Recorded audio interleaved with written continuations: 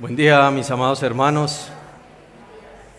Espero que se encuentren bien, si es la voluntad del Señor en esta hermosa mañana que Dios nos ha concedido para seguirnos preparando en nuestro peregrinaje hacia el cielo.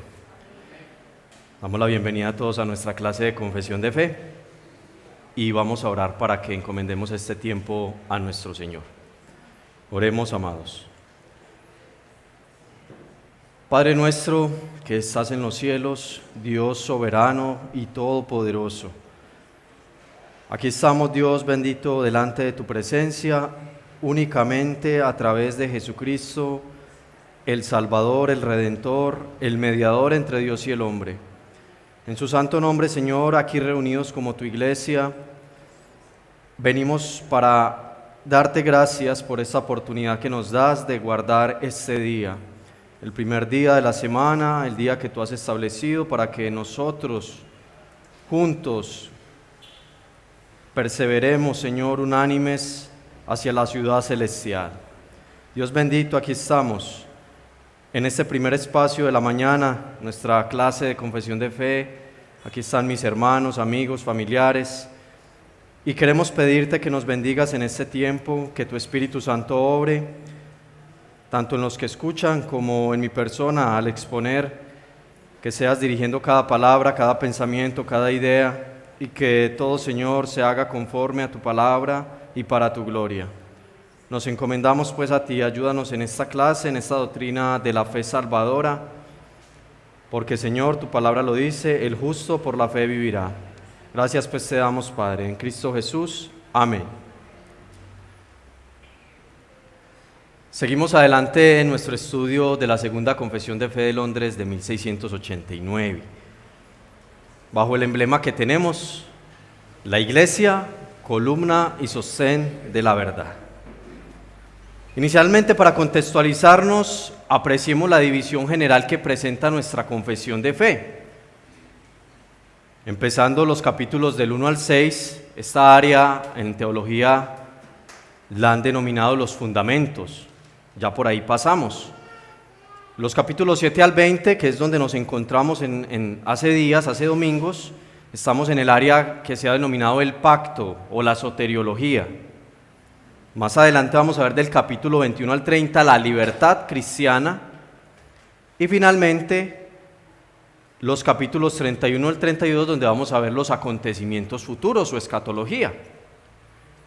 Entonces, precisamente allí tenemos la sección resaltada de la doctrina de la salvación, que está compuesta por un total de 23 capítulos, del 7 al 20, de los cuales ya hemos expuesto 7, es decir, 7 capítulos de la doctrina de la soteriología.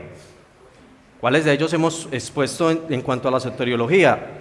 El 7, que tiene el nombre del pacto de Dios, 8 de Cristo el mediador, 9 del libre albedrío, el 10 el llamamiento eficaz, el 11 de la justificación, el 12 de la adopción y el 13, que fue la que vimos los domingos pasados, la santificación. Entonces, todas esas 7 doctrinas que hemos visto están en el marco del pacto o soteriología. Y hoy nos corresponde una más de esa misma sección, el octavo en esta subdivisión de la soteriología, que lleva el número 14 al nivel general y que trata de la doctrina de la fe salvadora, la cual un autor describe en la siguiente frase introductoria que leo para ustedes. La fe salvadora es un don de Dios que el hombre ejercita cuando lo recibe. Es el instrumento por el cual somos conectados con la salvación que logró el Señor Jesús para nosotros. Es la forma como debemos vivir toda nuestra vida y es el arma por la cual vencemos el mundo. A modo de introducción general del capítulo, veamos algunos aspectos bíblicos, teológicos, antes de iniciar este desarrollo. Y lo primero que debemos de considerar es la ubicación de esta doctrina dentro del orden de la salvación. Eso lo venimos tratando hace domingos, el Ordo Salutis. Y entonces debemos de ver dónde está ubicada esta doctrina, y la vemos allí. ¿En qué área o en qué doctrina general? En la conversión. La fe y el arrepentimiento componen la conversión. Y allí es donde está el tema que vamos a tratar hoy, la fe salvadora. Hoy nos centraremos en la fe y en la próxima clase, si es la voluntad del Señor, dentro de 8 días, el arrepentimiento. Entonces hoy vamos a ser muy precisos en hablar de la fe, pero tengamos muy presente que están arraigadas porque componen lo que se conoce como la conversión. Y notamos de entrada que esta fe es una obra sinergística. Ya estamos un poco familiarizados con estos términos. Sinergística, es decir, dos cosas que producen un resultado. Es decir, una obra de Dios y el ser humano en conjunto. Recordemos que monergística es cuando solo es una obra de Dios, pero en este caso es sinergística, la fe. Lo segundo en considerar en esta introducción es la relación tan estrecha que hay entre la fe y el arrepentimiento. Y notamos que en el Nuevo Testamento, tomando nada más como ejemplo el libro de Hechos, encontramos las preguntas, por ejemplo, ¿qué haremos para ser salvos? La multitud de los 3,000. Y también encontramos la pregunta, ¿qué debo hacer para ser salvo? En el carcelero de Filipos. Y encontramos allí 2 respuestas. Entonces, ¿qué debe hacer el hombre para ser salvo? Encontramos 2 respuestas también en el libro de Hechos. Por ejemplo, en Hechos 2, 37 y 38, la respuesta que se da es arrepentíos, arrepentimiento. Pero en Hechos 16, 30 y 31, la respuesta que se da es cree, es decir, fe. Entonces vemos que hay esas 2 líneas o los 2 conceptos para esa respuesta. Y nos podríamos preguntar, ¿por qué menciona la Biblia solamente el arrepentimiento en algunos lugares o la fe en algunos lugares? Si ambos son necesarios, ¿por qué no se mencionan ambos siempre? Porque hay pasajes de las Escrituras donde aparecen siempre, aparecen juntos. ¿Qué nos dice Waldron al respecto? La fe y el arrepentimiento son virtudes distintas, importante, y están tan íntimamente relacionadas que nunca existe una sin la otra, pero no son sinónimas. Es decir, no las podemos usar intercambiablemente porque, como lo vamos a ver, por eso en la confesión de fe tienen sus capítulos individuales, son 2 cosas distintas, pero que están íntimamente relacionadas. No existe una sin la otra. Decíamos que hay pasajes donde aparecen los 2, por ejemplo, Hechos 20, 21. Testificando a judíos y a gentiles acerca del arrepentimiento para con Dios y la fe en nuestro Señor Jesucristo. Y también en Marcos 1:15, cuando el Señor estaba principando su ministerio, el cual como principió su ministerio, arrepentíos y creed en el Evangelio. Entonces mire que el mismo Señor usó los 2 términos, arrepentimiento y fe. Vamos a anotar, según nos dicen los teólogos, por qué son distintas. Entonces, ¿por qué son distintas? El arrepentimiento es un cambio de mente acerca de Dios y el pecado. Es volverse del pecado a Dios, arrepentimiento. La fe es una convicción de la verdad y un compromiso con Cristo. El arrepentimiento se centra en Dios y su ley, la fe se centra en Cristo y su gracia. La fe hace destacar la gracia que obra la salvación. El arrepentimiento hace destacar el cambio que obra la salvación. ¿Y por qué están íntimamente relacionadas? Bueno, dicen ellos, no podemos creer a menos que nos arrepintamos, entonces por eso están muy relacionadas. No puede haber fe sin arrepentimiento. Además, toda fe verdadera es penitente, es decir, se arrepiente. Pero también todo verdadero arrepentimiento es creyente. Es decir, el que se arrepiente debe de tener fe. Entonces ahí está la relación entre fe y arrepentimiento y hoy nos vamos a centrar en la fe. Lo tercero que abordaremos en esta introducción es un estudio básico del término fe como tal. ¿Qué nos dicen los diccionarios de teología? Es una palabra relacionada con creer, como lo vimos ahora. Ahorita en las escrituras vimos que no aparecía fe, sino creer. Entonces vemos que están ahí relacionadas. Desde luego ambos conceptos no pueden ser separados.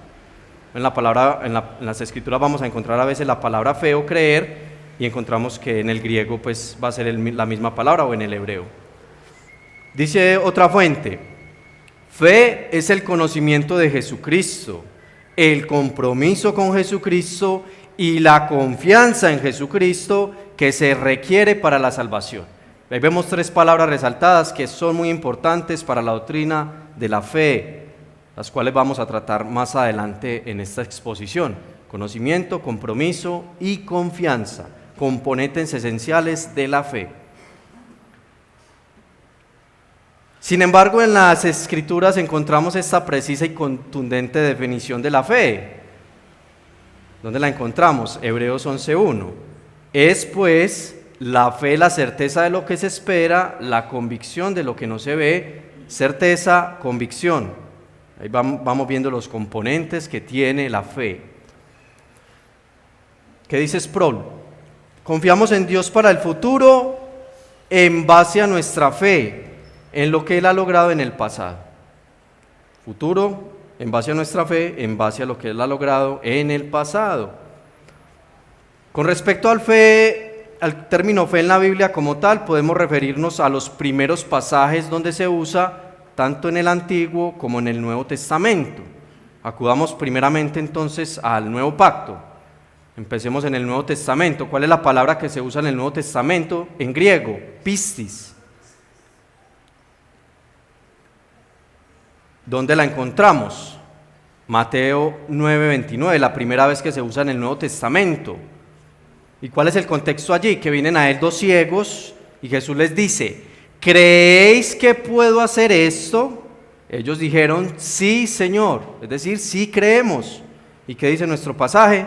Entonces les tocó los ojos diciendo: conforme a vuestra fe os sea hecho. Sí, Señor, ¿creéis? Sí, Señor, conforme a vuestra fe os sea hecho. Dicen las fuentes que aparece más de 600 veces en el Nuevo Testamento. Está impregnado tanto el Antiguo como el Nuevo Testamento de este concepto, por eso es una doctrina bastante amplia. Acudamos ahora al Antiguo Pacto. En hebreo, la palabra amán. ¿Dónde lo encontramos? Génesis 15:6 es la primera vez donde encontramos este término en el Antiguo Testamento. ¿Y cuál es el contexto allí de nuestro pasaje? El Señor lleva afuera a Abraham, le dice que mire los cielos, que si puede contar las estrellas, y le dice: así será. El Señor le dice a Abraham: tu descendencia, así será. ¿Y qué dice nuestro pasaje? Y creyó a Jehová y le fue contado por justicia. Entonces el Señor le dice: así será, y Abraham tiene fe, cree y le es contado por justicia. Entonces ahí encontramos nada más dos pasajes de la multitud que hay en cuanto a este término en las Escrituras. En ambos términos significan confiar o confianza. Confiar o confianza, a eso hace referencia pistis y amán. Y también entendemos que en latín tiene el mismo significado, es decir, que en los tres idiomas vemos que significan lo mismo. Luego de esta breve introducción, iniciemos el desarrollo del capítulo 14, que tiene el título de la fe salvadora. Y este es el esquema bajo el cual expondremos el capítulo 14 el día de hoy. En el párrafo 1 vamos a ver el origen de la fe salvadora. En el párrafo 2 vamos a ver las acciones de la fe salvadora. Y en el párrafo 3, los niveles de la fe salvadora. Origen, acciones y niveles de esta fe salvadora. En estos tres puntos bosquejaremos esta doctrina enorme que nos proponemos exponer en una sola clase. Iniciemos el desarrollo del primer párrafo, que tiene como encabezado el origen de la fe salvadora. Dice así la declaración de fe, párrafo 1. La gracia de la fe, por medio de la cual los elegidos son capacitados para creer, para la salvación de sus almas, es la obra del Espíritu de Cristo en sus corazones. Es obrada ordinariamente a través del ministerio de la palabra, por medio de la cual también, y por la administración del bautismo y la cena del Señor, la oración y otros medios ordinarios establecidos por Dios, es aumentada y fortalecida. De entrada, este párrafo deja el cimiento o base o fundamento de esta fe. Y evidentemente, miren las palabras introductorias, es un don que proviene de Dios, es una gracia de Dios. La gracia de la fe. Y que esta fe, ¿qué pasa? ¿Qué nos dice la declaración? Habilita o capacita a los elegidos para creer, para la salvación de sus almas. También nos dice que la fe es el trabajo del Espíritu. ¿Y que es obra dónde? ¿Cuál es el trono donde obra esa fe? En el corazón, para la salvación del alma. Es una obra en el corazón para la salvación del alma. Y que esto ocurre de forma habitual u ordinaria, ¿cómo? ¿O a través de qué? ¿O como resultado de qué? Del ministerio de la palabra. ¿Qué es el ministerio de la palabra? No es otra cosa que la predicación fiel de las Sagradas Escrituras. Trabajo que llevan a cabo de manera especial en la iglesia los pastores junto con la oración, las dos funciones esenciales de los ministros. Y que además es fortalecida y aumentada por las ordenanzas del bautismo y la Santa Cena. Pero también nos dice la confesión, por los demás medios de gracia, como lo es la oración. ¿Cuáles otros medios? La meditación, la lectura bíblica, el mero hecho de estar acá congregados ya es un medio de gracia. Todo eso ayuda para que nuestra fe sea fortalecida y aumentada, pero de manera especial, Santa Cena, bautismo y oración. Como textos de prueba del primer párrafo, en primer lugar Efesios 2:8, que nos dice: porque por gracia sois salvos por medio de la fe, y esto no de vosotros, pues es un don de Dios, no por obras para que nadie se gloríe. Además, que nos dice Filipenses 1:29, porque a vosotros os es concedido a causa de Cristo, no solo que creáis en Él, sino que también padezcáis por Él.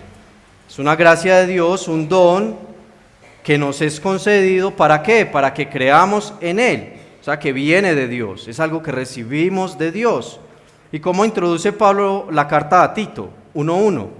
Pablo, siervo de Dios y apóstol de Jesucristo, conforme a la fe de los escogidos de Dios y el conocimiento de la verdad, que es según la piedad, la fe de los escogidos de Dios. Entonces vemos que la fe es una gracia concedida por Dios a los elegidos. No es de todos la fe. La fe verdadera no es de todos. Y este trabajo es obrado por el Espíritu de forma habitual a través de la palabra predicada o evangelio proclamado. ¿Qué nos dice Romanos 10, versículos 14 y 17? ¿Cómo pues invocarán a aquel en el cual no han creído? ¿Y cómo creerán en aquel en quien no han oído? ¿Y cómo oirán sin haber quien les predique? Así que la fe es por el oír, y el oír por la palabra de Dios. Observamos entonces que esta fe salvadora, el medio ordinario de esta fe salvadora es el ministerio de la palabra de Dios. El ministerio de la palabra de Dios, dice un autor, que es la manera segura y ordinaria de convertir a los hombres de sus perversos caminos. ¿Qué nos dice William Greenhill? Donde la palabra de Dios no se expone, predica y aplica, el pueblo perece. ¿Y qué nos dice 2 Corintios 4:7? Pero tenemos este tesoro en vasos de barro. Esos son los ministros de la palabra, vasos de barro, para que la excelencia del poder sea de Dios y no de nosotros. Entonces son los medios que el Señor usa en esta fe salvadora. Es una obra del Espíritu Santo, claramente. Él es el autor esencial de esta fe. Debemos afirmar que el autor de esta gracia, incluida en la conversión como lo es la fe, es Dios el Espíritu Santo. Y que los ministros de la palabra predicadores son los medios por los cuales Él obra ordinariamente o habitualmente. El doctor B.A. Ramsbottom lo ilustra de la siguiente forma. Miren qué particular lo que dice él.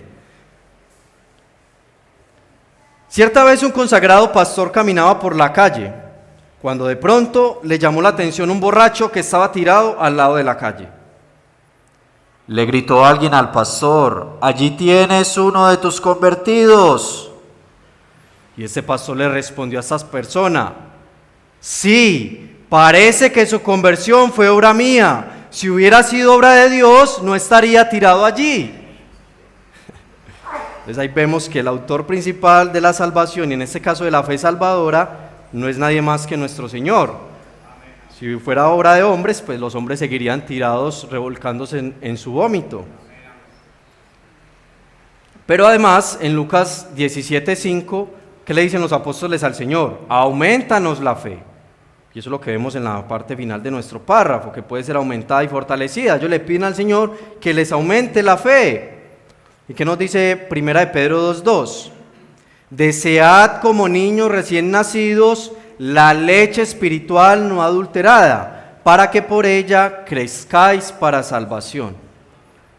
Qué interesante la pedagogía que tiene la palabra de Dios.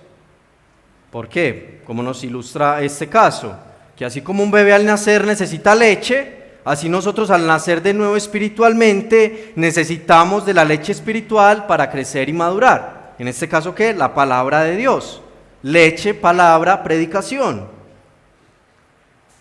Asimismo, Pablo en su discurso de despedida en Hechos 20:32 dijo: y ahora, hermanos, os encomiendo a Dios y a la palabra de su gracia, que tiene el poder para sobreedificaros y daros herencia con los santificados.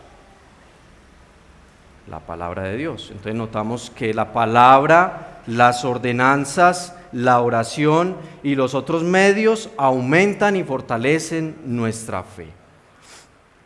Como discusiones sobre esta doctrina, consideremos las siguientes preguntas y respuestas que se han formulado. ¿Cuáles conceptos cerrados se tienen sobre el origen de la fe? Bueno, el primer concepto errado es el católico romano, que la fe no es el único medio de salvación, sino también las obras. Y otro concepto errado es el de los arminianos, que la fe puede ser ejercitada por el hombre en cualquier momento, porque no está depravado totalmente. Por su libre albedrío puede creer cuando quiera. Un concepto errado. ¿Por qué? Porque Efesios 2:3 nos dice que nosotros estábamos haciendo la voluntad de la carne y de los pensamientos, porque éramos por naturaleza hijos de ira, lo mismo que los demás, depravados totalmente, no había forma. Y Juan 8:44 nos dice que nosotros éramos hijos de vuestro padre el diablo. ¿Por qué? Porque los deseos de él queríamos hacer. Y así están todos los impíos en este momento. Entonces, la postura arminiana no tiene fundamento acá contra la Escritura, y mucho menos la católico-romana. Y por eso encontramos nuestro emblema o nuestras 5 solas de la Reforma Protestante. Y encontramos la fe allí precisamente en el centro. Martín Lutero declaró que la justificación sola por la fe es el artículo sobre el cual la Iglesia se apoya o cae. Repito, la justificación solo por la fe es el artículo sobre el cual la Iglesia se apoya o cae. Dice Sproul: la teología protestante afirma que la fe es la causa instrumental para la justificación, porque la fe es el medio por el cual nos apropiamos de los méritos de Cristo.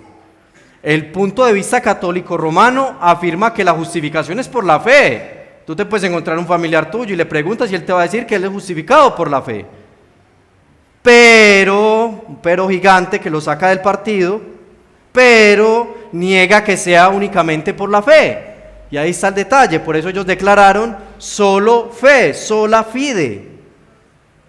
¿Por qué? Porque los católicos dicen que hay que agregar las buenas obras como condición necesaria. Los protestantes declaramos no, solo por la fe en Jesucristo, solo justificación por la fe. Y ahí está la importancia de esas cláusulas iniciales. Solamente, o solo, o sola. La importancia de eso radica en eso, que en el contexto de nuestra confesión de fe y de la Reforma estaban agregándole estas cosas a la salvación. Entonces vemos que esta doctrina es una doctrina cardinal e innegociable para nosotros. Cardinal e innegociable. Hay cosas periféricas, secundarias, que podemos tratar y llevar en amor. Esta doctrina no. El que no crea lo que nosotros creemos de esta doctrina no es negociable, es cardinal. Otra pregunta que se han formulado es: ¿qué diferencia hay entre la fe objetiva y subjetiva? Recordemos que el objetivo es lo que el objeto es como tal, y subjetivo es lo que el sujeto percibe de ese objeto. Entonces, ¿qué diferencia hay? La fe objetiva es un cuerpo de doctrina como en Judas 3, Amados, por la gran solicitud que tenía de escribiros acerca de nuestra común salvación, me ha sido necesario escribiros exhortándoos que contendáis ardientemente por la fe que ha sido una vez dada a los santos. Entonces allí en Judas 3 es un cuerpo doctrinal, objetivo. Pero subjetivamente la fe es la confianza o el acto de creer, como en Romanos 3:22, que nos dice: la justicia de Dios por medio de la fe en Jesucristo para todos los que creen en Él, porque no hay diferencia. Entonces ahí está la diferencia entre la fe objetiva y subjetiva, cuerpo de doctrina, y lo otro es la confianza o el acto de creer como tal. Otra pregunta es: ¿la fe es la que nos salva? Respondemos categóricamente: no, solo es Cristo, pero la fe es el instrumento por el que nos unimos a Él. Es como el tenedor con el que nos comemos los alimentos. Entonces, la fe es ese instrumento por el cual digerimos esa comida, o en este caso el Evangelio, es solo el instrumento.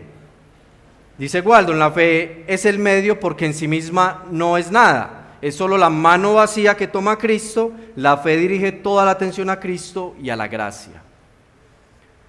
Ahora pasemos al párrafo 2 para analizar nuestro segundo punto: las acciones de la fe salvadora. Dice así la declaración de fe: por medio de esta fe, el cristiano cree que es verdad todo lo que es revelado en la palabra, por la autoridad de Dios mismo. También percibe en ella una excelencia superior a todos los escritos y todas las cosas en el mundo, ya que esta muestra la gloria de Dios en sus atributos, la excelencia de Cristo en su naturaleza y oficios, y el poder y la plenitud del Espíritu Santo en sus obras y operaciones, de tal forma que el cristiano es capacitado para confiar su alma a la verdad así creída, y también actúa de manera diferente, según sea el contenido de cada pasaje de la palabra en particular, rindiendo obediencia a los mandatos, temblando ante las amenazas y abrazando las promesas de Dios para esta vida y la venidera. Pero los actos principales de la fe salvadora están íntimamente relacionados con Cristo: aceptarlo, recibirlo y descansar solo en Él para justificación, santificación y vida eterna en virtud del pacto de gracia.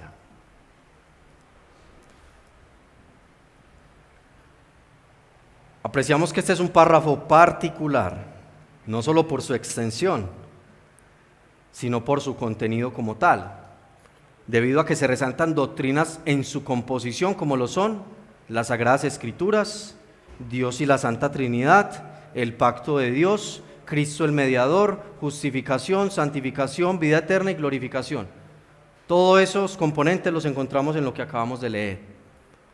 Y algunos de ellos, la mayoría, ya los hemos tratado en clases pasadas, por eso nos vamos a centrar en lo que concierne a la fe salvadora. Y lo primero que notamos en estos actos o acciones de la fe salvadora es que el cristiano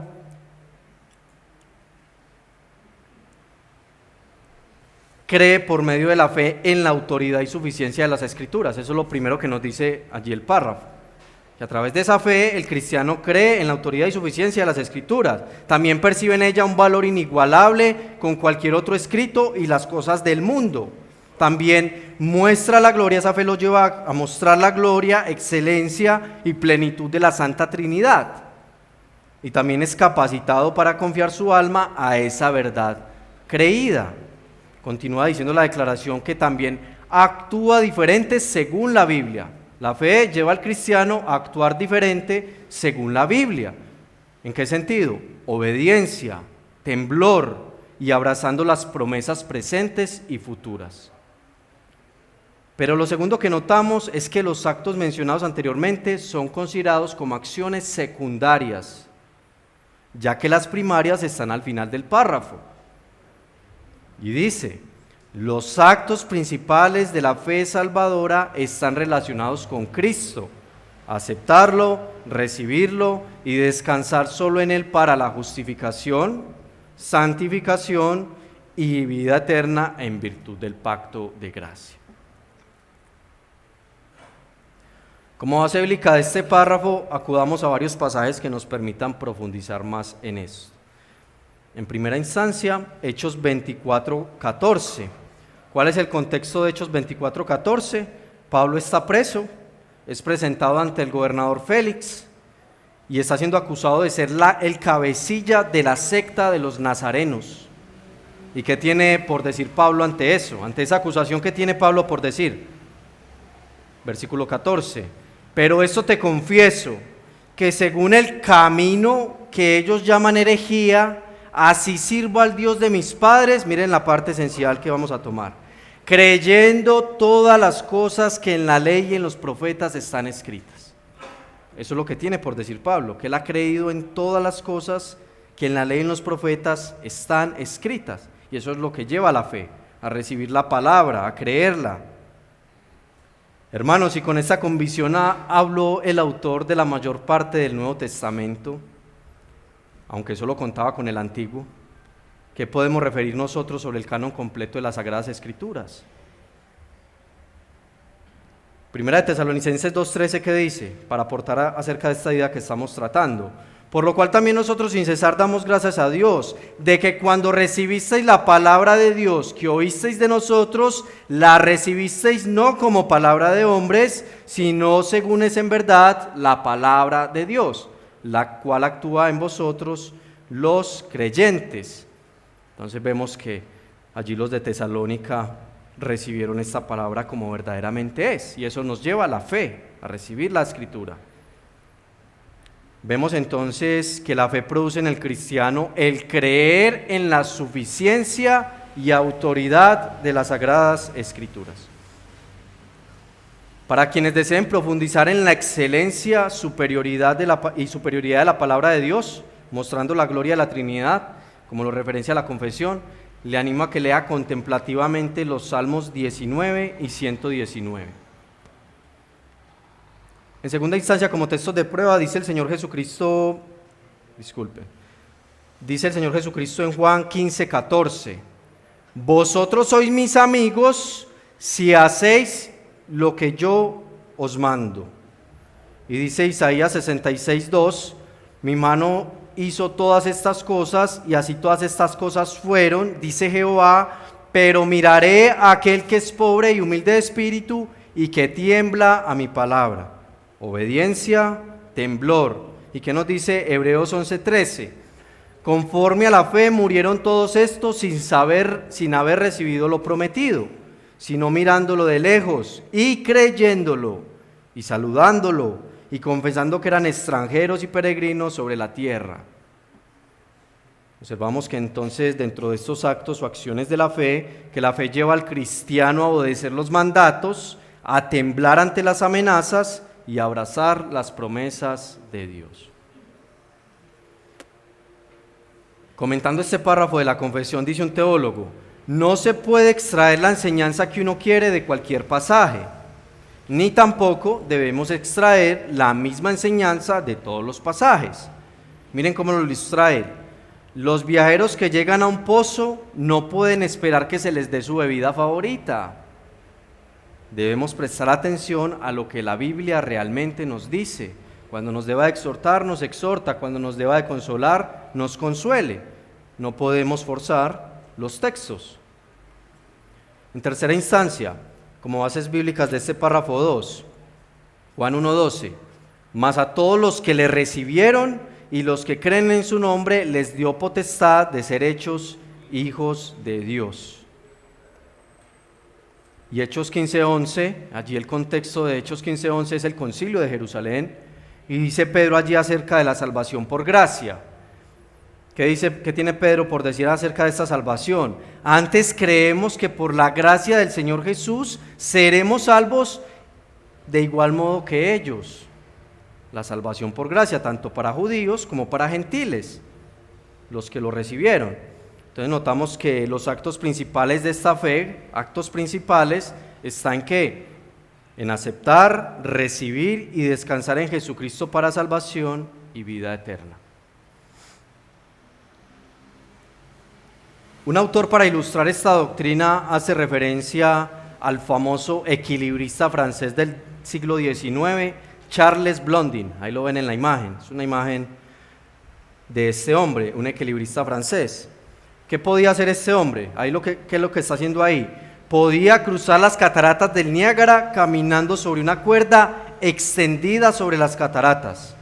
Y no solo eso, podía empujar una carretilla en la misma cuerda. Asombroso, ¿verdad?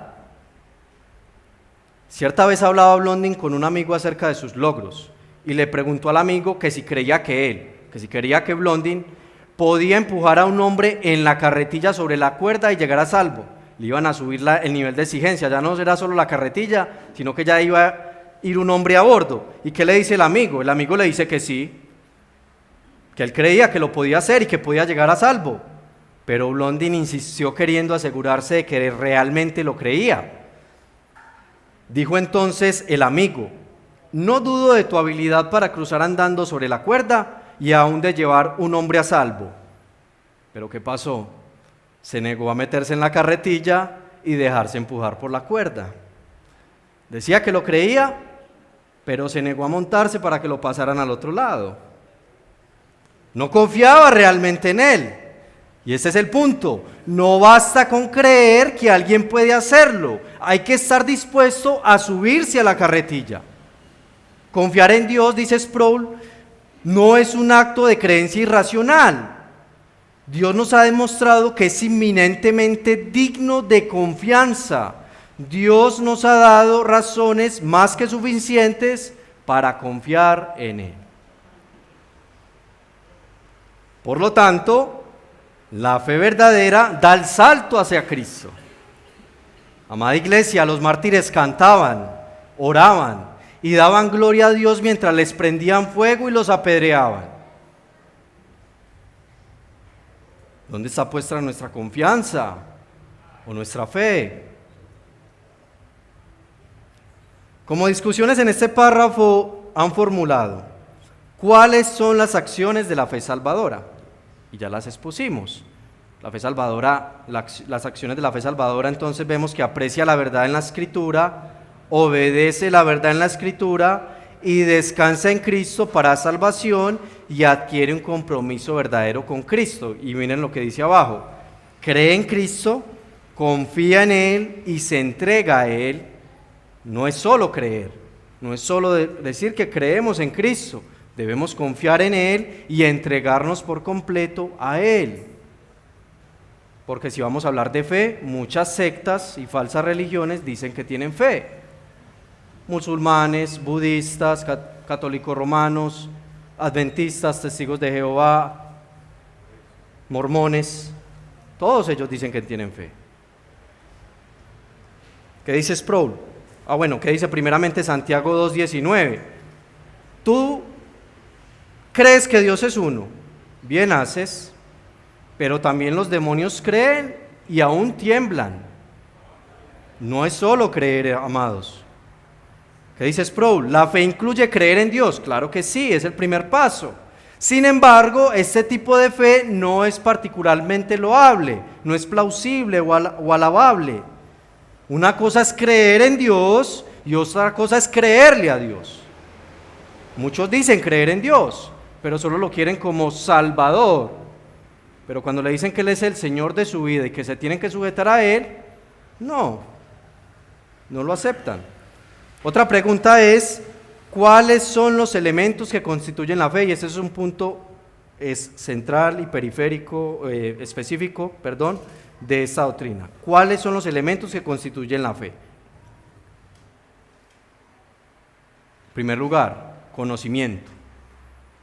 Eso allá en los teólogos lo nombraron en la palabra latina notitia, que hace referencia a instrucción correcta en la verdad. Entonces es el primer elemento de la fe, el conocimiento o la información que yo recibo, la noticia. Segundo elemento, asentimiento, lo nombraron assensus, que es el asentimiento, convicción de que esa realmente es la verdad. Información y convicción. Y en tercer lugar, la confianza, fiducia, que eso significa en latín, confianza. Entregarse a esa verdad, descansar en ella y consagrarse a ella. Entonces estos son los tres elementos que componen la fe.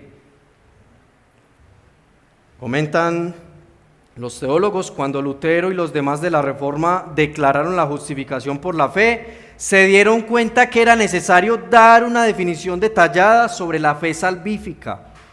Definieron la fe salvífica en función de determinados elementos constituyentes, los que vemos allí. La fe salvífica está compuesta de la información, el consentimiento intelectual y la confianza personal. ¿Por qué? Porque la mera profesión de fe no es suficiente para justificar a una persona. La fe salvífica requiere la aceptación intelectual. Recibo esa información y la acepto. ¿Y cuál verdad es esa? La verdad del Evangelio. Y también la fe salvífica implica una confianza personal en Cristo y el amor a Cristo. Profesión, aceptación y confianza. Conocimiento, asentimiento y confianza.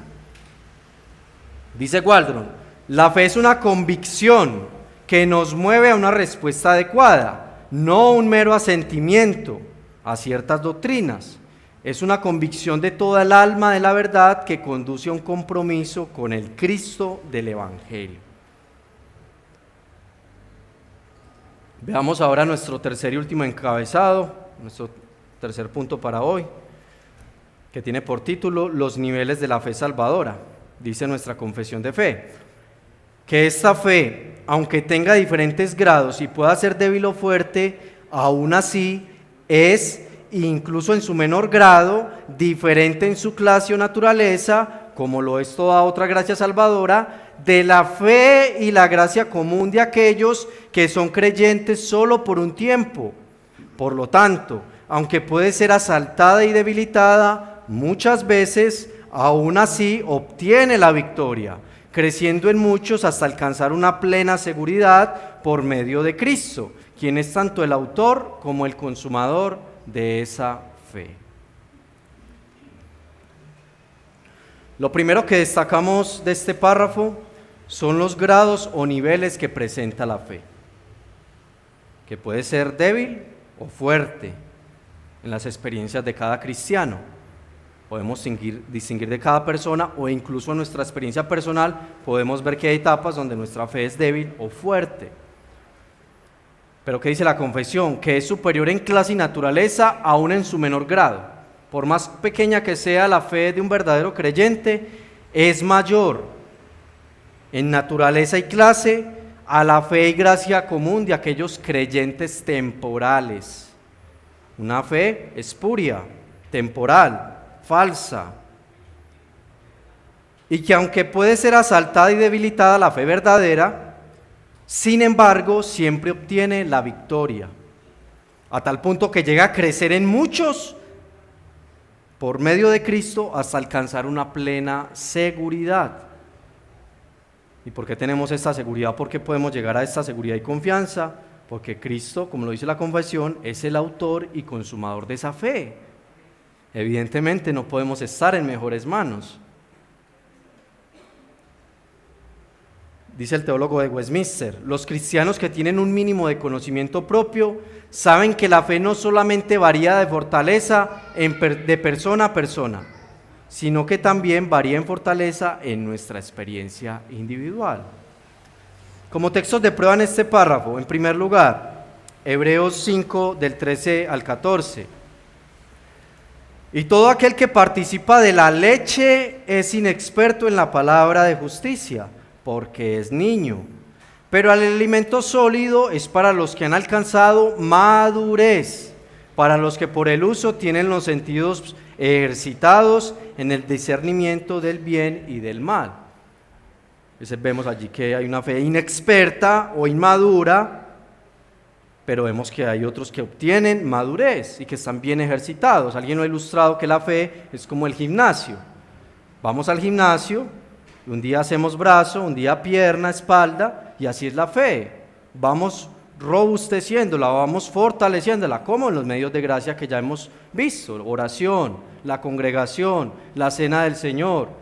Todos esos son medios de gracia que nos ayudan a fortalecer y aumentar la fe. Entonces vemos que la fe en sus niveles,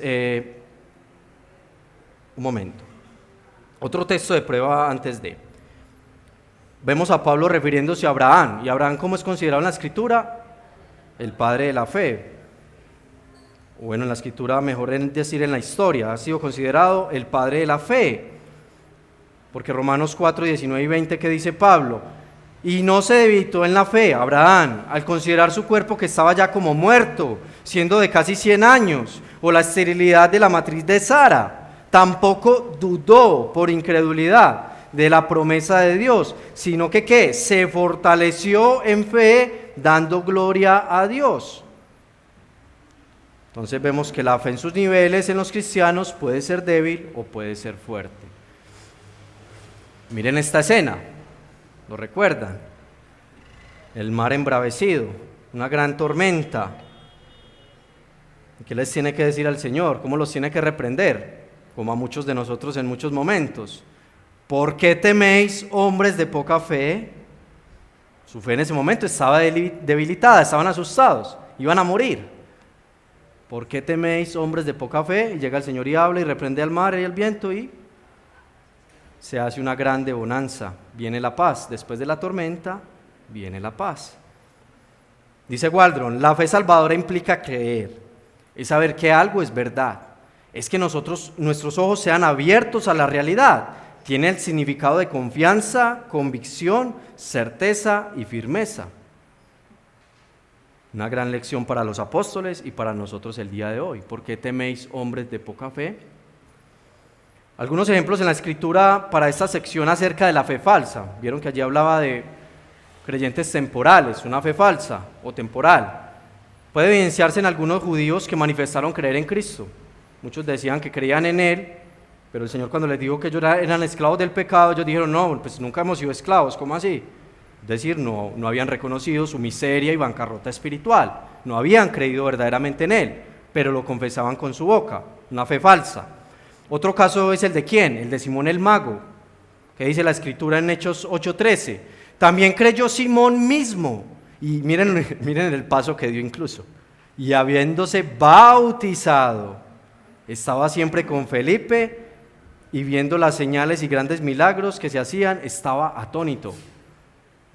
Pero vimos que era una fe temporal, una fe falsa en Simón el mago. Otros personajes por mencionar en las Escrituras, Demas es otro caso. Y el personaje principal, pues podemos mencionar a Judas, claramente. Fe falsa, fe temporal, fe espuria. ¿Y qué nos dice categóricamente Primera de Juan 5:4? Porque todo el que es nacido de Dios vence al mundo. En cambio, en estos personajes que hemos visto en la Escritura, el mundo los venció. Entonces, el que es nacido de Dios vence al mundo. Y esta es la victoria que ha vencido al mundo, nuestra fe. Nuestra fe, la fe verdadera. Entonces vemos que sobre la fe falsa, que la verdadera es diferente en clase y naturaleza de aquellos creyentes temporales. Como discusión, apreciemos a modo de discusión un comparativo entre fe falsa y fe verdadera. Creencia temporal y fe salvadora. Y que al mismo tiempo nos sirva de autoexamen. Fe verdadera produce seguridad de salvación. La fe falsa no hay seguridad de salvación. La fe verdadera es perseverante. La fe falsa es inconstante.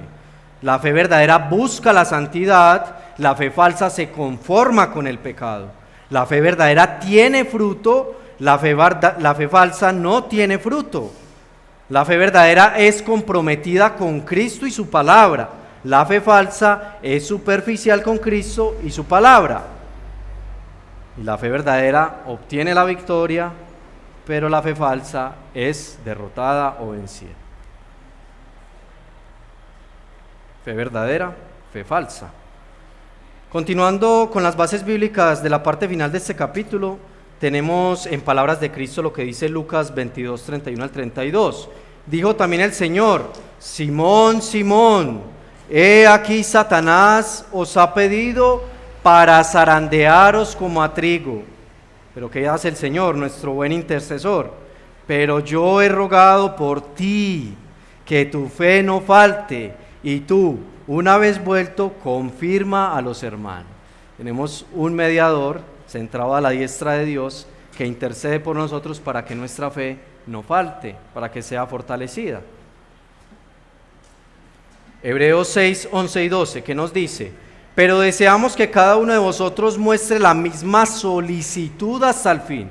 No es como empezamos nuestra carrera, amados, es como seguimos y terminamos nuestra carrera.